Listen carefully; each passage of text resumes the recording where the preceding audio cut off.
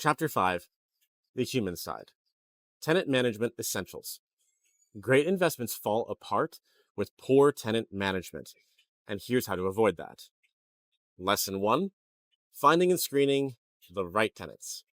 In this lesson, we're going to cover fair housing laws that you must know, background checks, income verification and lease structuring, and then setting expectations early.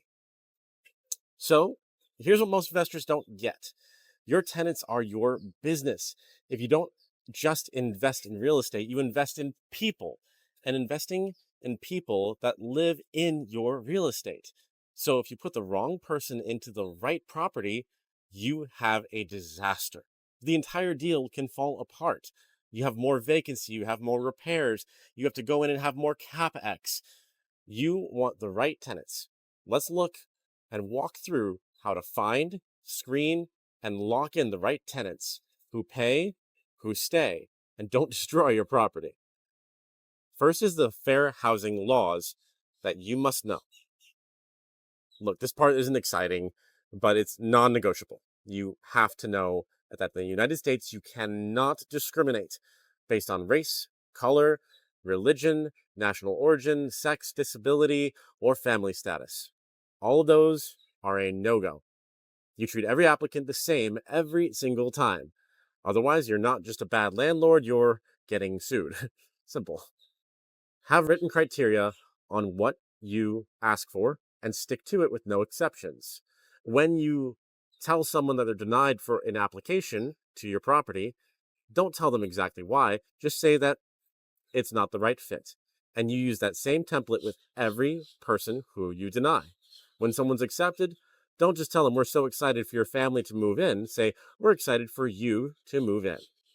That way you don't discriminate on those basics of family, race, color, national origin, sex, disability, all of them. Keep it simple and keep it consistent. Number 2, background, credit, and income checks. Here's how you qualify a solid tenant. Look for a credit score of at least 600, maybe even 650.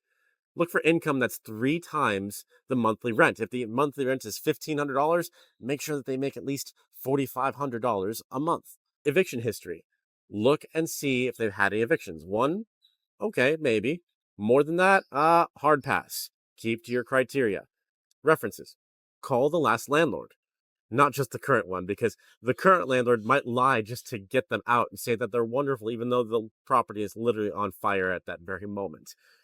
Pro tip, always verify the employment with the employer. Don't just trust a pay stub, call the employer. Verify that they work there through LinkedIn or through some kind of a third-party resource.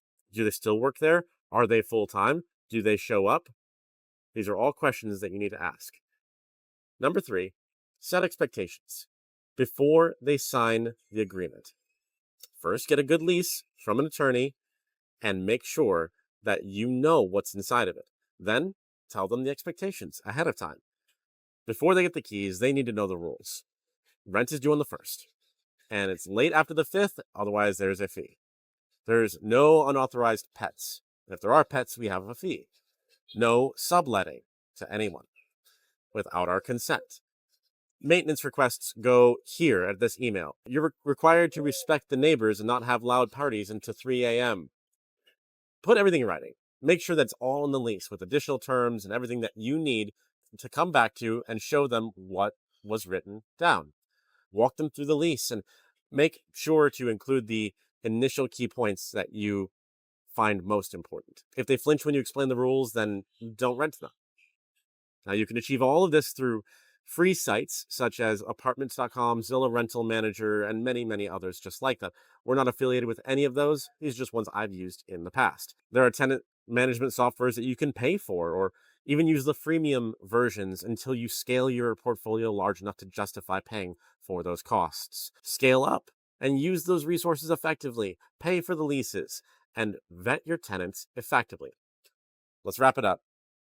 Good tenants don't just show up. You attract them by being a professional and by having clear criteria, by having clear communication and clear expectations. So get this right, and 90% of your headaches will disappear. Great tenants don't just happen. We Engineer them through finding them, vetting them through the process. And that process keeps your income consistent, keeps your stress non existent.